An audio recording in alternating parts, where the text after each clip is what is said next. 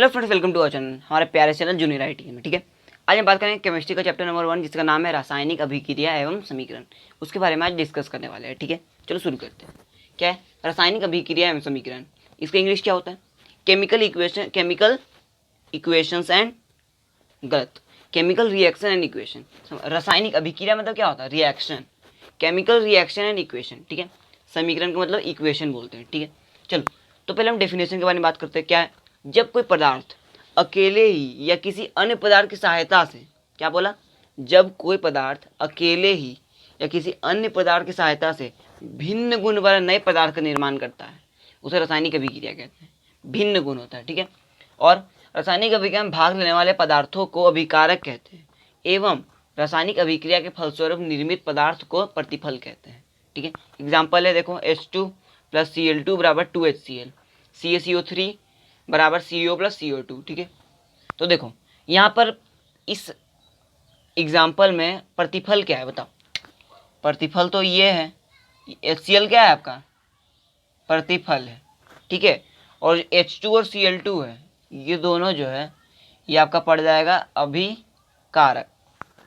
ठीक है, अभिकारक क्या है? रासायनिक में भाग लेने वाले पदार्थ जो भाग ले रहे हैं, देखो भाग ले रहे हैं, दोनों संयोग से, दोनों को जोड़ से ये बन रहा है, और ये क्या है? निर्मित पदार्थ जो निर्माण हो रहा है इसका, तो इसी प्रतिफल कहते हैं। जिसका निर्माण होगा वो प्रतिफल कहलाता है। जिसका भाग लेते हैं जो अभिक्रिया में, वो अभिकारक कहलाते हैं। ठीक है, अभिकारक को इंग्लिश में क्या बोलते हैं हम? रिएक्टेंट। ओके, और प्रतिफल को प्रोडक्ट। ओके, इसमें क्या है? ये अभिकारक है। ठीक है, ये हमारा रिएक्टेंट है और ये हमारा प्रोडक्ट है। बात समझ में आ रही है? प्रोडक्ट हमेशा राइट हैंड साइड रहता है, अभिकारक लेफ्ट हैंड साइड। ठीक है, ये लेफ्ट हैंड साइड है, LHS है, ये RHS है। ओके, बात समझ में आ रही है? चलो अब बात करते हैं रासायनिक अभिक्रिया की विशेषताएं क्या क्या है। गैस की उत्पत्ति, अवक्षेप का बनना, रंग में परिवर्तन, ताप में परिवर्तन, अवस्था में परिवर्तन, ये 5 आपके रासायनिक अभिक्रिया की विशेषता होती है। ठीक है, गैस के उत्सर्जन की जानकारी हमको कैसे मिलती है? अगर आपको क्वेश्चन में आएगा गैस के उत्सर्जन की जानकारी कैसे मिलती है, तो आप लिखोगे ऊपर तीर चिन्ह से, मतलब ऊपर वाले तीर चिन्ह से गैस की उत्पत्ति की जानकारी, और नीचे वाले तीर चिन्ह से अवक्षेप बनने की जानकारी। ठीक है, ये अवक्षेप बनने की जानकारी ऐसे मिलती है, जैसे मानो ये CO2 अवक्षेप बन रहा है, तो CO2 अवक्षेप बनेगा तो CO2 में ऐसे हम लिख देंगे, ये अवक्षेप बन गया। अगर CO2 गैस उड़ने वाला, मतलब अभिक्रिया का फलस्वरूप CO2 गैस उत्सर्जित हो गया, CO2 उत्सर्जित हो गया था, लिख देंगे। ठीक है, तो आपको ये समझ में आना चाहिए, ये चिन्ह का प्रयोग आपको आना चाहिए। गैस के उत्सर्जन के ऊपर चिन्ह, अवक्षेप बनेगा नीचे चिन्ह। ठीक है, अब चलो बात करते हैं ऊष्माक्षेपी क्या होती है। ऊष्माक्षेपी वह रासायनिक अभिक्रिया है जिसके फलस्वरूप ऊष्मा उत्पन्न होती है। वह रासायनिक अभिक्रिया जिसके फलस्वरूप ऊष्मा उत्पन्न होती है। ऊष्मा शोषी क्या है? वह रासायनिक अभिक्रिया जिसके फलस्वरूप ऊष्मा का शोषण होता है, जिसमें ऊष्मा उत्पन्न नहीं होती है। तो ऊष्माक्षेपी अभिक्रिया हम कैसे पकड़ेंगे? क्या कौन ऊष्माक्षेपी है? तो मानो ये अभिक्रिया है, यहाँ का अगर कुछ भी लिखा दे 20 KCl, KCl क्या है? ये मतलब यूनिट है। ठीक है, यूनिट किसका?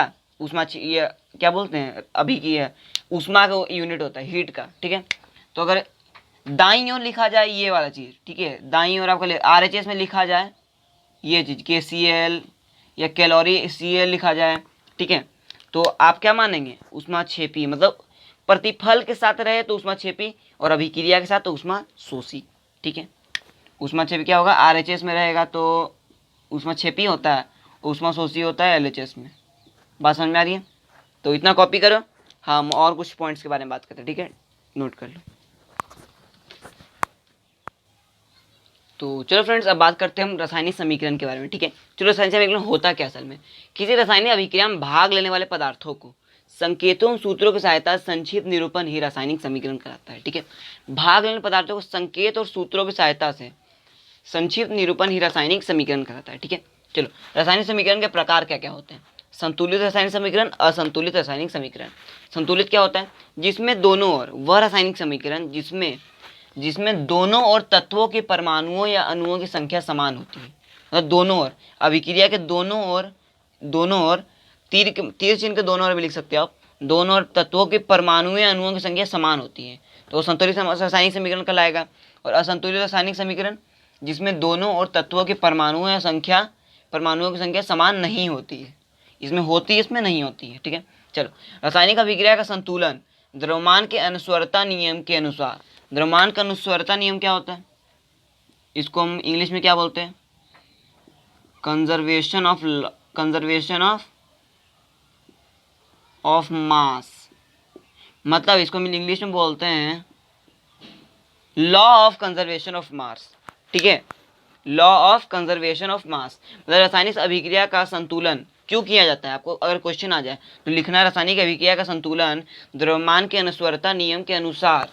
इसे रासायनिक अभिक्रिया में पदार्थ का ना तो निर्माण होता है ना ही विनाश, इसीलिए हम रासायनिक अभिक्रिया का संतुलन करते हैं, ठीक है।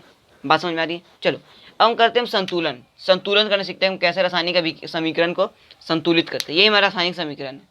अभिक्रिया तो होता है जिसको वर्ड्स में लिख लें, लेटर्स में इसको लिखते हो तो अभिक्रिया हो गया। इधर समीकरण है, देखो तत्वों के संकेत है, तत्व का संकेत ये है। Mg क्या होता है? मैग्नीशियम। H हो गया हाइड्रोजन, Cl हो गया chlorine, M magnesium chlorine hydrogen, K मतलब पोटेशियम। ये संकेत हो गया, देखा है ना, पदार्थों का संकेत एवं सूत्र। ये सूत्र हो गया यौगिक का सूत्र है की सहायता संक्षिप्त निरूपण रासायनिक समीकरण कहलाता है। ये रासायनिक समीकरण है। इसके बारे में डिटेल में पढ़ेंगे आगे अपने चैप्टर में। कौन सा चैप्टर है? आवर्त सारणी में, ठीक है, इसी बुक में, ठीक है, आज पढ़ेंगे। फिर हम सीखते हैं रासायनिक अभिक्रिया को संतुलित कैसे किया जाता है। चलो देखो, दोनों ओर का हमको परमाणु अणु संख्या समान करना है, ठीक है। सबसे पहले देखते हैं Mg। आप समझना नहीं Mg मतलब मैग्नीशियम होता है, आप सिर्फ समझो Mg पढ़ने आता है ना, बस Mg एक Mg इधर है और Mg है नहीं है। अब तीर चिन्ह के उधर देखो, इधर भी एक ही Mg है तो बराबर हो गया, एक Mg बराबर। चलो ठीक है। हाइड्रोजन, एक हाइड्रोजन इधर है और इधर दो हाइड्रोजन हो गया, दो ना हो गया H2, दो हाइड्रोजन। तो हमको भी इधर दो हाइड्रोजन करना पड़ेगा तो इसके आगे दो कर देंगे, ठीक है। नीचे नहीं, मिलाने के लिए आगे लिखना पड़ेगा, ठीक है। अगर संतुलित करें तो आगे लिखना है, कुछ भी 2 3 जितना बराबर करना है। दो हाइड्रोजन बराबर हो गया, चलो ठीक है। अब क्लोरीन कितना है? ये तो एक यौगिक के मिला हुआ है तो क्लोरीन भी 2 ही होगा, क्योंकि यौगिक में हम 2 लिखे हैं तो क्लोरीन भी 2 है। यहाँ क्लोरीन 2, यहाँ भी क्लोरीन 2, चलो मैच हो गया। ये पूरा संतुलित हो गया ना, तो ये संतुलित हो गया। कैसे संतुलित? तो खाली यहाँ पर 2 लिख दिया, संतुलित हो गया, ठीक है। चलो अब इसको देखते हैं। यहाँ एक K है, इधर भी एक K है, सही है। इधर एक Cl है, इधर भी एक Cl है, सही है। इधर 3 O है, इधर 2 O है। एक घट रहा है ना, इधर एक घट रहा है तो एक इधर बैठाना पड़ेगा। तो एक तो हम लिखेंगे, एक गुना करेंगे, गुना ना होगा, जोड़ेगा नहीं, तो एक ही हम आगे लिख देंगे। एक दूनी दो ये बचेगा। तो वो क्या किससे इसको गुना करे कि ये इसके बराबर आ जाए? तो चलो देखते हैं। इसको हम 3 से गुना करते हैं, 6 हो जाएगा, 6 ऑक्सीजन हो जाएगा ना। और इधर भी 2 से गुना करते हैं, यौगिक के पूरा तो आगे गुना करते, 2 3 अच्छे 6 ऑक्सीजन हो गया। ऑक्सीजन तो बराबर हो गया, लेकिन के क्या हो गया? 2 हो गया।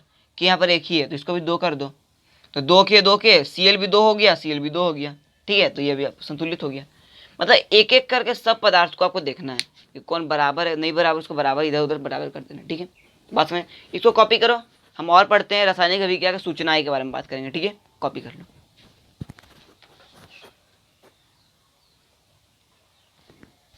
तो चलो फ्रेंड्स, अब बात करते हैं रासायनिक अभिक्रिया से प्राप्त होने वाली सूचनाएं क्या क्या है, ठीक है। चलो सूचनाएं प्राप्त करते हैं, ओके। देखते हैं।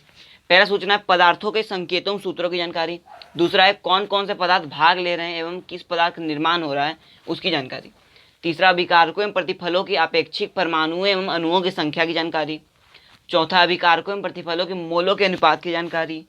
पांचवा गैसीय अभिकारकों या प्रतिफलों के अपेक्षिक आयतन की जानकारी, ठीक है। इसको कॉपी कर लेना, सिर्फ याद करने का है, ओके। दूसरा रासायनिक अभिक्रिया के उपयोग से लाभ क्या क्या है। ये पहला, इससे हमें समय की बचत होती है एवं लिखने के लिए कम स्थान की आवश्यकता होती है, ठीक है। दूसरा, निश्चित प्रतिफल की जानकारी मिलती है। चौथा, संपूर्ण विश्व में व्यवहार उत्पन्न होता है। जान गए? तो ये दोनों लिखने के बाद अब हम पढ़ते हैं रासायनिक समीकरण से हमें रासायनिक अभिक्रिया से हमें क्या क्या हानियां हैं, ठीक है। चलो नोट कर लो पहले। तो चलो फ्रेंड्स, अब बात करते हैं रासायनिक अभिक्रिया से प्राप्त होने वाली रासायनिक अभिक्रिया को और अधिक उपयोगी हम कैसे बनाते हैं, ठीक है। और इसके हानियां इसी में छुपी हुई है भैया, दोनों एक ही है। देखो फिर अब बात करते हैं हम और अधिक उपयोगी हम कैसे बनाते हैं। अभिकारकों प्रतिफलों को भौतिक अवस्था की जानकारी बनाकर, गैस के उत्सर्जन की जानकारी, अवक्षेप बनने की जानकारी, ऊष्माक्षेपी ऊष्माशोषी अभिक्रिया की जानकारी, अभिक्रिया की शर्तों की जानकारी, अभिक्रिया की उत्क्रमणीयता की जानकारी, ठीक है। तो देखो ये 6 आया, किसके बनाने के लिए, और अधिक उपयोगी हम कैसे बनाते हैं रासायनिक अभिक्रिया को, रासायनिक अभिक्रिया को, ठीक है। तो अगर हानिया की बात हो, इस हानि की बात हो तो समय नहीं बैठा दो, ठीक है। अभिकारकों प्रतिफलों की भौतिक अवस्था की जानकारी नहीं मिलती है, ठीक है। गैस को उत्सर्जन की जानकारी नहीं मिलती है हानि में, अवक्षेप बनने की जानकारी नहीं मिलती है, मतलब हानि पूछे तो सब में नहीं बैठा दो, ठीक है। बात समझ आ रही है, किसके किसके लिए है, हानि के लिए। सेम पॉइंट से रहेगा, ठीक है, याद आ जाएगा। एक खाली अधिक उपयोगी बनाने याद करो, हानि भी याद हो जाएगा अपने अपने, ठीक है, याद हो जाएगा। चलिए इसको लिखो। और एक बात और, उत्क्रमणीयता की जान मतलब क्या मिलता है, उत्क्रमणीयता मतलब क्या होता है पता है, रिवर्सिबिलिटी होता है कि रासायनिक अभिक्रिया रिवर्स हो रही कि नहीं। रिवर्स मतलब रिवर्सिबिलिटी का साइन ऐसे होता है, देखो ऐसे, या बाद में जाके पढ़ोगे 11-12 में, देखो रासायनिक अभिक्रिया का उत्क्रमणीयता का साइन ऐसे होता है, ठीक है, रिवर्सिबिलिटी बोलते हैं इसको। मतलब अभिकारक से प्रतिफल भी बनता है और प्रतिफल से पुनः अभिकारक भी बन जाएगा, ठीक है, ये रिवर्सिबिलिटी का है। जानती हो शर्त मतलब क्या होता है, दाब पता चल जाएगा हमको, उसमें मतलब जितना भी शर्त होता है वही पता चल जाते हैं। उसमें अवक्षेप बनने की जानकारी जानती है, तीर चिन्ह नीचे, गैस को उत्सर्जन ऊपर तीर चिन्ह। भौतिक अवस्था की जानकारी कैसे होती है, भौतिक अवस्था सॉलिड है तो एस, लिक्विड है तो एल, गैस है तो जी, और एक्वस मतलब क्या होता है, AQ, एक्वस इसको बोलते हैं, एक्वस। एक्वस मतलब हिंदी होता है जलीय, अगर जलीय है तो AQ, ओके, ठीक है, याद होना चाहिए ये सारा, SLGAQ, ठीक है। मैं पूछूंगा अगर टेस्ट होगा तो।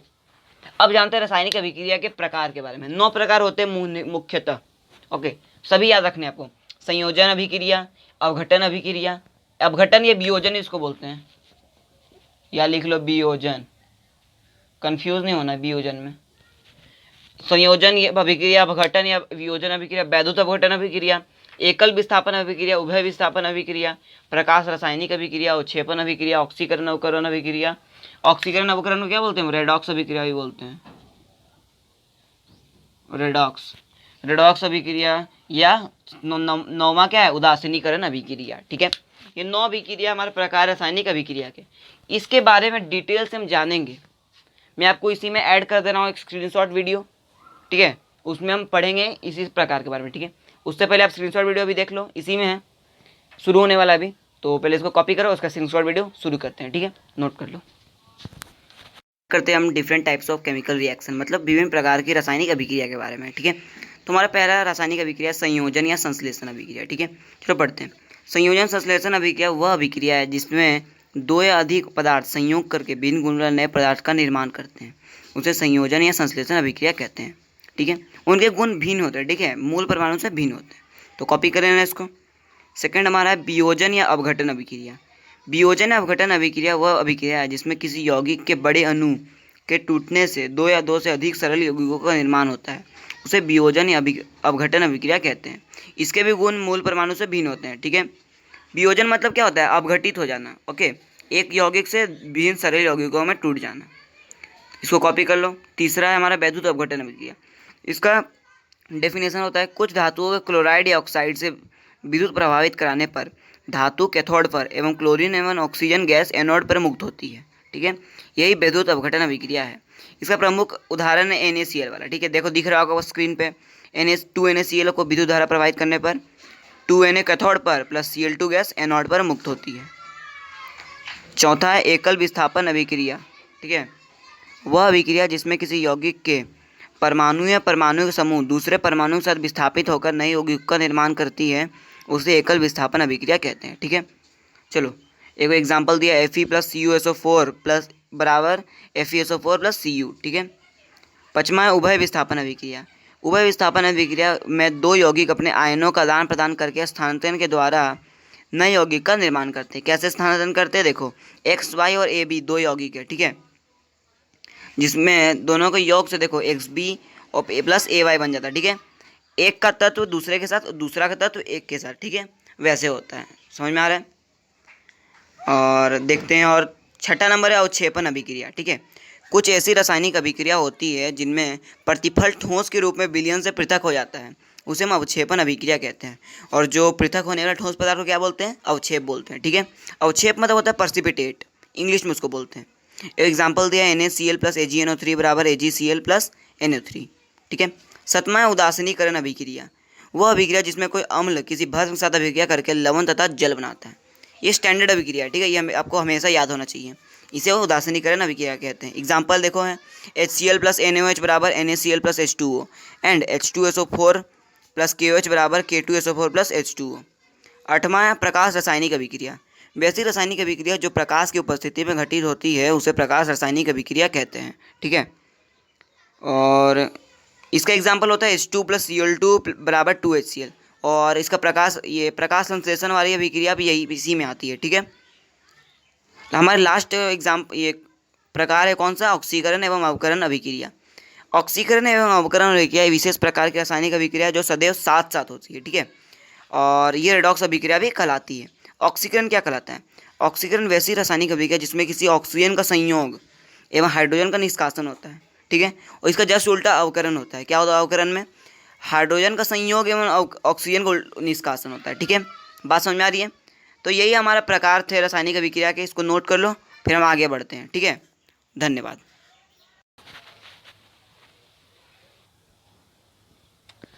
तो चलो फ्रेंड्स, आप पढ़ लिए होंगे अभी सभी रासायनिक अभिक्रिया के प्रकार, ठीक है।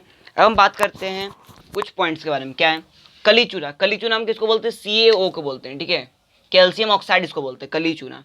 और भखरा चूना किसको बोलते हैं, CaOH होल ट्वाइस को, मतलब कैल्शियम हाइड्रोक्साइड को, ठीक है। और CaOH2 होल ट्वाइस का मतलब कैल्शियम हाइड्रोक्साइड का उपयोग क्या होता है, सफ़ेद रंग की पुताई करने में किया जाता है। एंड CaO कली चूना का उपयोग क्या होता है, सीमेंट उद्योग में किया जाता है। ये हमेशा याद रखना, ये दोनों हमेशा एक ना एक दोनों में से एक पक्का एग्जाम में आएंगे, पक्का, मैं लिख के कह दे रहा हूँ ऑब्जेक्टिव में, ठीक है। और ये अभिक्रिया रखना, CaO प्लस H2O क्या बनाता है, COH2 बनाता है। COH2 को CO2 से अभिक्रिया कराकर CaCO3 प्लस H2 बनाता है। CaCO3 बनाने पर मकान की या सफ़ेद पुताई करते हैं, उससे चमक और बढ़ जाती है, ठीक है। चलो अब बात करते हैं AgBr। AgBr क्या, सिल्वर ब्रोमाइड का उपयोग फोटोग्राफी में किया जाता है, ठीक है, हमेशा याद रखना। अब पढ़ते हैं ऑक्सीकारक के बारे में। अब ऑक्सीकरण अवकरण अभिक्रिया तो पढ़ लिए, अब बात करते हैं हम ऑक्सीकारक के बारे में। वह पदार्थ जिसका अवकरण होता है, ऑक्सीकारक, ऑक्सीकारक का जस्ट उल्टा क्या, अवकरण, तो वही लिख लो, वह पदार्थ जिसका अवकरण होता है। अवकारक मतलब ऑक्सीकरण उल्टा, तो वह पदार्थ जिसका ऑक्सीकरण होता है, ठीक है। दहन क्या है, किसी पदार्थ के ऑक्सीजन की उपस्थिति में जलकर ऊष्मा एवं प्रकाश उत्पन्न करने की क्रिया को दहन कहते हैं, ठीक है। और सभी दहनशील जो पदार्थ, एक और लिखना, जो पदार्थ दहन में जलते हैं उसको क्या कहते हैं, दहनशील पदार्थ कहलाते हैं, ठीक है, दहनशील पदार्थ कहलाते हैं। लिख लेना, दहनशील पदार्थ कहलाते हैं, ठीक है। इतना पता चल गया, कॉपी करो, हम आगे और बढ़ते हैं, ठीक है, और कुछ जानते हैं। अब हम पढ़ते हैं दैनिक जीवन में ऑक्सीकरण अवकरण के प्रभाव क्या हैं, ठीक है। पहला है भोजन का पचना, दूसरा है भोजन का दुर्गंधित होना, और तीसरा संक्षारण, चौथा है दहन की क्रिया, ठीक है। चलो पहले शुरू करते हैं क्या होता है भोजन का पचना। मतलब क्या होता है, भोजन को पचना मतलब भोजन, हमारे भोजन में पाचन क्रिया में हमें स्टार्च और अपघटित होकर ग्लूकोज बनाता है, तो आप जानते ही हो। भोजन कैसे पचता है, देखो नीचे अभिक्रिया दिया है, कौन सा, C6H12 प्लस O6 O2 के साथ अभिक्रिया करके 6CO2 प्लस H2 बनाती है और प्लस ऊर्जा उत्पन्न होती है। यही भोजन का पचना का उदाहरण है, ठीक है। दूसरा है भोजन का दुर्गंधित होना। भोजन दुर्गंधित कैसे होती है, आपको एग्जाम में क्वेश्चन आ सकता है, तो आप ये लिखना कि भोजन के अप्रिय हो जाने के कारण यह है कि भोजन में उपस्थित वसा और तेल काफ़ी समय के पश्चात वायु के ऑक्सीजन द्वारा ऑक्सीकृत हो जाते हैं, जिससे उनमें गंध आने लगती है, ठीक है, जिससे स्वाद अप्रिय हो जाते हैं। स्वाद मतलब अप्रिय मतलब खराब हो जाते हैं। तो कुछ उपायों द्वारा भोजन को दूषित होने से बचाया जा सकता है। कौन कौन से उपाय हैं, 3 उपाय हैं। वसायुक्त भोजन में एक पदार्थ मिलाकर जिसको एंटीऑक्सीडेंट कहते हैं, घरों में भोजन को रेफ्रिजरेटर में रखकर, भोजन को वायु रुद्ध बर्तनों में रखकर, ठीक है, ऑक्सीजन अवकरण से बचाव कर सकते हैं। समझ में आ रहा है। तीसरा संक्षारण। संक्षारण किसे बोलते हैं, संक्षारण प्रकृति में होने वाली एक ऑक्सीजन अवकरण अभिक्रिया है। इसके बारे में पढ़ेंगे बाद में धातु और अधातु चैप्टर में, ठीक है। चौथा दहन की क्रिया। दहन के बारे में तो हम पढ़ ही लिए। दहन क्या होता है, किसी पदार्थ की ऑक्सीजन की उपस्थिति में जलकर ज्वालायमान ऊष्मा उत्पन्न करने की क्रिया को दहन कहते हैं, ठीक है। चलो पढ़ते हैं हम मोमबत्ती की ज्वाला क्या होती है, ठीक है। मोमबत्ती एक ज्वलनशील पदार्थ है, पता ही है किसके बनी होती है, मोम की बनी होती है। मोम क्या है, मोम एक ठोस हाइड्रोकार्बनों का मिश्रण होता है, ठीक है, वो क्या जलता है। तो मोमबत्ती की ज्वाला की बनावट 3 तरह से होती है। देखो आपको बनावट में दिखा देता हूँ। देखो मोमबत्ती की ज्वाला की बनावट ऐसी होती है। तीन प्रकार की होती है, केंद्रीय मंडल होता है, प्रकाशमान मंडल होता है, प्रकाशहीन मंडल होता है। ठीक है, चलो एक एक करके सबके बारे में डिस्कस करते हैं। पहला है केंद्रीय मंडल, ये नीला होता है और इसमें बिना जले हुए मोम के वाष्प होते रहते हैं, ये बत्ती को घेरे रहता है। ठीक है, इसमें ऑक्सीकरण की क्रिया नहीं होती, दहन की क्रिया नहीं होती इसमें। ठीक है, और यह अदहन का क्षेत्र भी इसको कहा जाता है। ज्वाला के इस भाग में सबसे कम ताप होता है एवं इसमें ऊष्मा भी नहीं निकलती है। ठीक है, दूसरा प्रकाशमान मंडल, इसमें ऑक्सीजन की अपर्याप्त उपस्थिति के कारण मोम के वाष्प का पूर्ण दहन नहीं हो पाता है।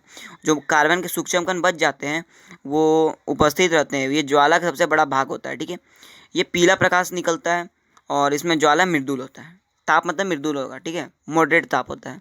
प्रकाशहीन मंडल क्या होता है, इस भाग में मोम के वाष्प का पूर्ण दहन होता है क्योंकि इसमें ऑक्सीजन की पर्याप्त उपस्थिति होती है। ये ज्वाला का रंग क्या होता है, नीला होता है। ठीक है, बाहरी ज्वाला का आप देखे होंगे रंग तो नीला ही होगा। देखो पिक्चर आप दिखा देता हूँ मैं, दिख रहा है, तो यही आपका पिक्चर है। ठीक है, तो हमारा चैप्टर तो मतलब यहाँ पर ये पॉइंट्स ख़त्म हुआ मोमबत्ती के बारे में। तो आप पढ़ाई करते रहिए और आगे पढ़ते चलो, देखते हैं। ठीक है, इसको नोट कर लो पहले।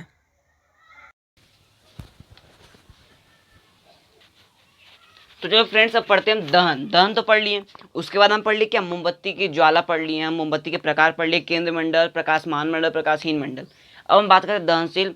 दहन के लिए आवश्यक शर्तें क्या क्या हैं, तो क्या है, दहनशील पदार्थ की उपस्थिति, दूसरा दहन के पोषक पदार्थ की उपस्थिति, तीसरा ज्वलन ताप की प्राप्ति होनी चाहिए। ठीक है, अब पढ़ते हैं ज्वाला। ज्वाला क्या होता है, सभी दहनशील गैसें जलकर ज्वाला उत्पन्न करती है। ठीक है, और एलपीजी, एलपीजी हम पर शुरू करते हैं। ठीक है, एलपीजी का आपको ये इक्वेशन याद होना चाहिए, इंपॉर्टेंट है।